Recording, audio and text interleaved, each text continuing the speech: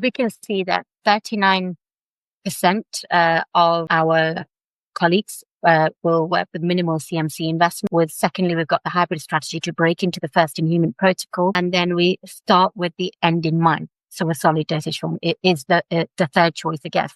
Not much difference between the three strategies there, really. So let's just go through each of those now and see how we approach this equation.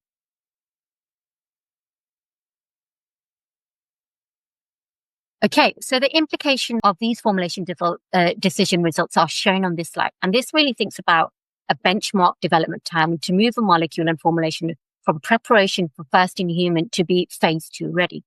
And the timelines on this slide were produced by a panel of independent experts and industry consultants, starting from development of a simple first in human formulation through conduct of the first in human clinical study and a subsequent development for a phase 2 solid dosage form. And the timelines typically range between 18 to 26.5 months. The difference really was whether a PK bridging study was done or not. And in many respects, that decision is really the level of risk acceptance that the drug development company is willing to take.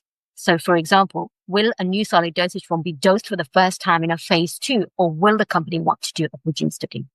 We believe that there's a strong likelihood that this bridging study will be conducted unless we really think about understanding the developability of a molecule from the outset, and we'll talk about that, and the time invested in the patient-ready formulation from the outset as well. So here is the approach that we use at Quotient. We have a 3-step approach. The first step is, as many of our colleagues mentioned, quickly starting the first in human trial. How do we do this? We can start with a fit for phase formulation, a cost-effective dosage form, and that can be made in any of our GMP sites in the UK or the US, or it can be compounded within Quotient's Miami pharmacy clinic, so our compounding unit there as well. And that really provides maximum dose flexibility to